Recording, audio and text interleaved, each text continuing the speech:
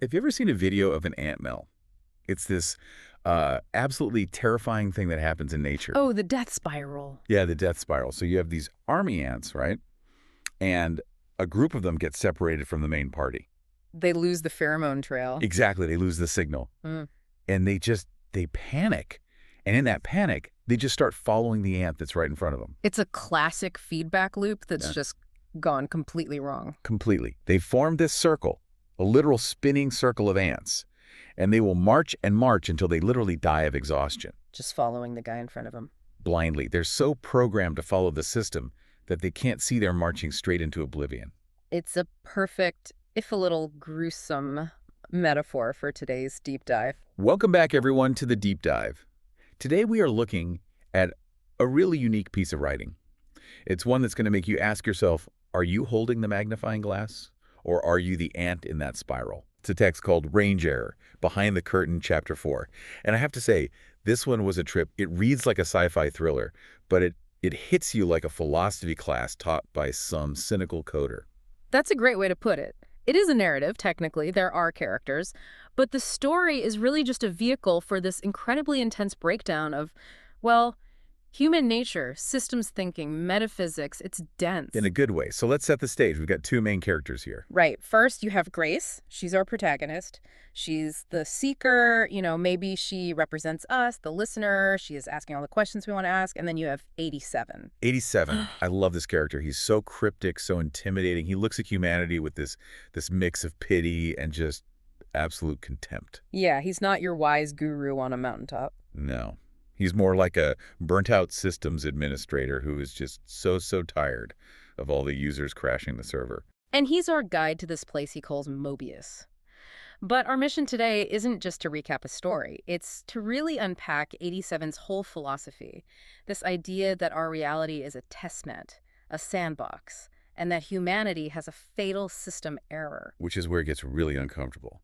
Because if he's right, most of what we think of as real life is just a debugging session that, well, most of us are failing. Precisely. And he does not pull his punches. So let's go back to those ants, because that's where 87 starts.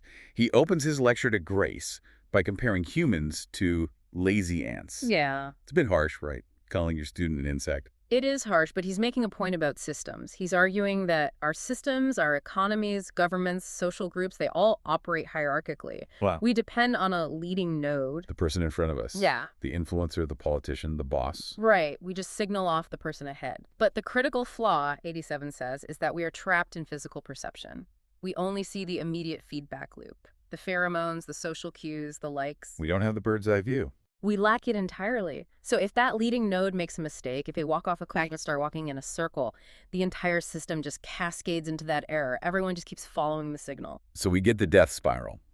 Marching on because, hey, that's what everyone else is doing. We assume someone up there knows where we're going. Exactly. We assume the system has a point. But 87 suggests it's often just a loop, and then he twists this metaphor into something much, much darker. The zombie ideas. Yes. Using the cordyceps fungus as the analogy. Okay, for anyone who hasn't played The Last of Us or seen a nature documentary, we have to explain this because it is pure nightmare fuel. It really is biological horror. It's a parasitic fungus.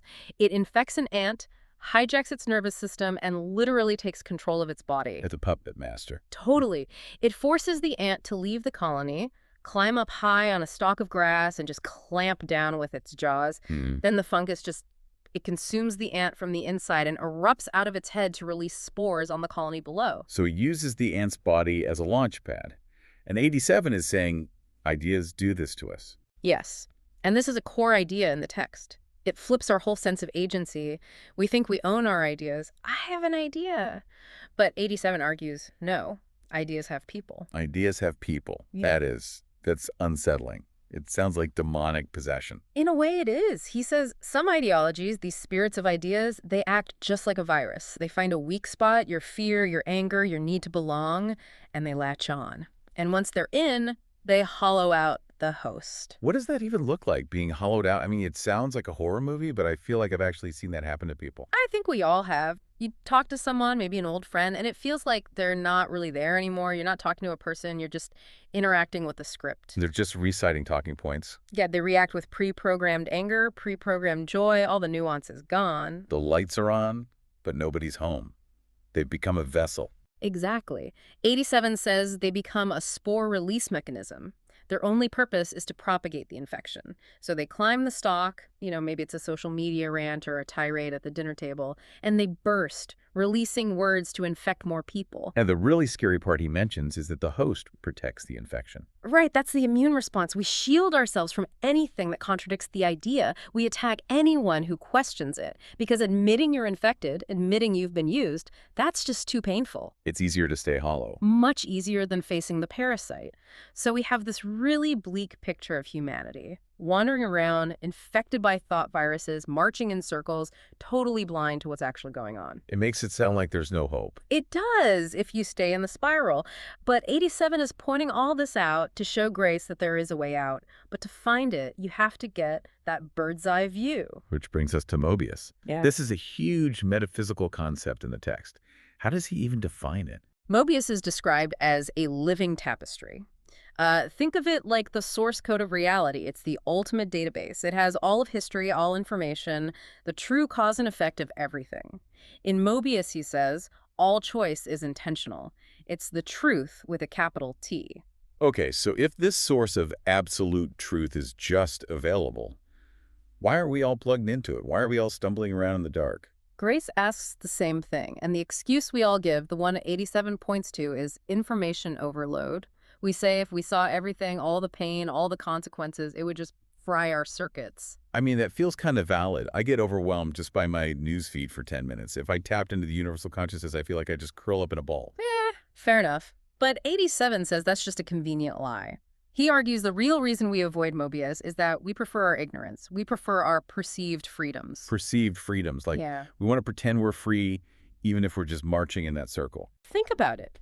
If you plug into the truth, into Mobius, you have to see things as they really are. You have to see those zombie ideas. You have to see the corruption. You have to see your own flaws, your own complicity in it all. Yeah, ignorance is bliss. If I don't see the problem, I don't have to fix it. Ignorance lets you stay inactive. If you admit the system is broken, you have an obligation to try and fix it, or at least to leave it. If you stay blind, you can just keep playing the game, keep marching.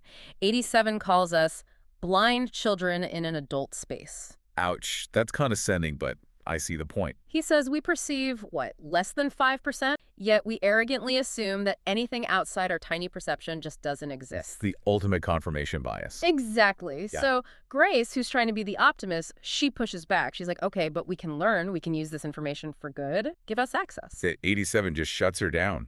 Immediately. He basically says, you think you can handle the truth. Let's see. And he pulls this leather-bound book from a shelf in her mind called The Library of Disasters. This scene was intense.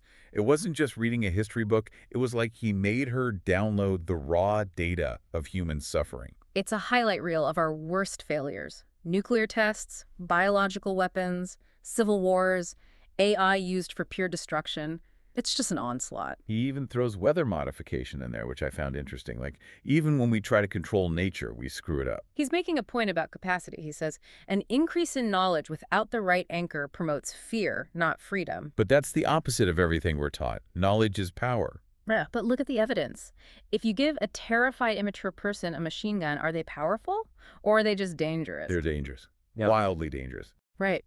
So 87 argues that technology, which is just applied knowledge, is a force multiplier for who we already are.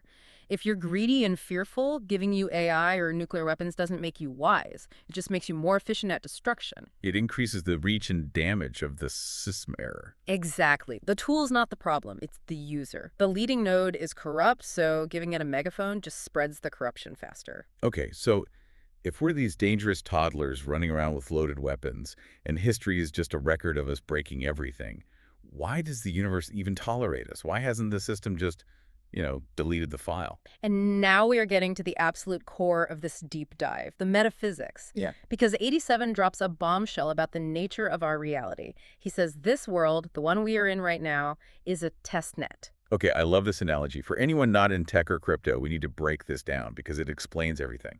For sure. So in software development, you never ever launch new code directly onto the main chain or the production server. Because if there's a bug, If there is a bug and you're on the main chain, you could crash the global economy. You could wipe out everyone's data.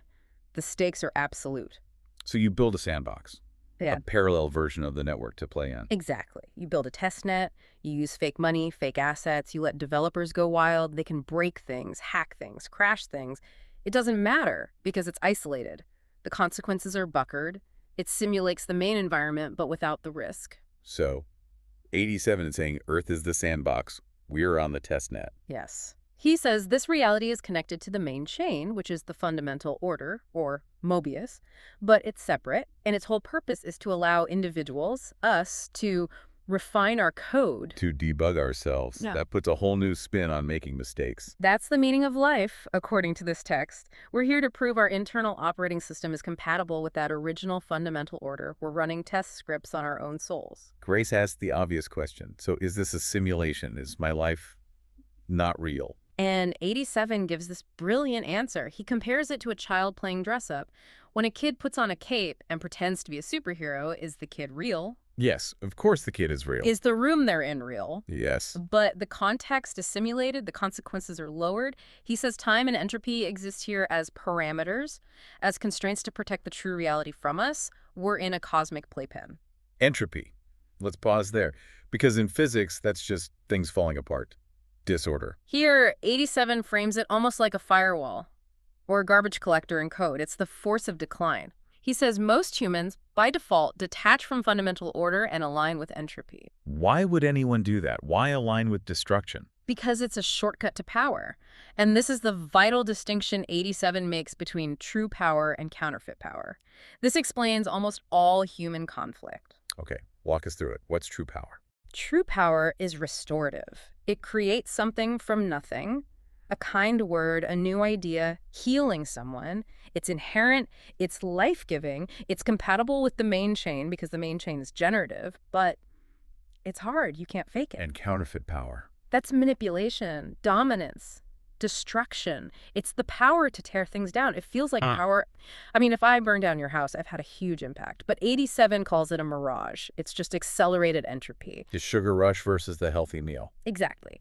And 87 explains how we get tricked into this. He describes the con man archetype. This felt so relevant, the way he describes the sales pitch. Oh, absolutely. The mechanism is simple. To get you to align with entropy, to buy the bad idea. They either stroke your ego or they instill fear. You're missing out. They're coming to get you.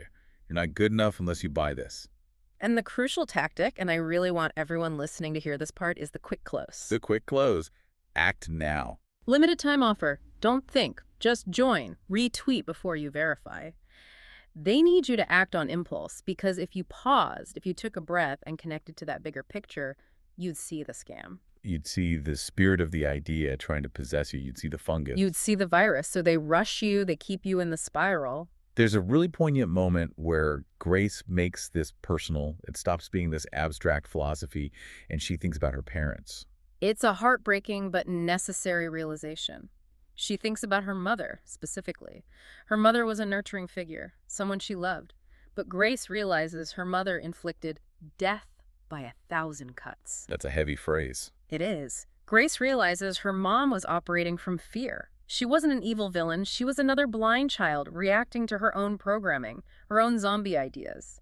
She probably thought she was protecting Grace, but she was just passing on the virus. It shows you don't have to be a bad person to cause damage. You just have to be an unrefined node in the system. You just have to have a bug in your code. And if you don't fix it, you output error. It doesn't matter how nice you are. The code is the code. So Grace is feeling pretty hopeless here. I mean, we're on a test net, we're infected, our parents pass down their bugs, and we're surrounded by con men. She basically asks 87, why show me this if I can't fix it? What's the point of all the suffering? And this is the pivot. This is where it all turns from horror to hope. 87 points out the test net worked. Oh, she's miserable. He says, look at what you have become. All that suffering, all that pressure. It developed resilience in her. It forced her to question everything. It forced her to seek out that bird's eye view. He calls it a redistribution of power. Yes. If she had lived in a perfect paradise, she never would have developed the code to handle reality. She'd be soft. The sandbox is supposed to be hard. It's stress testing the software. It's quality assurance. You throw everything at the program to see if it'll break. Precisely. But then 87 gives a warning that just checks the human ego right at the door.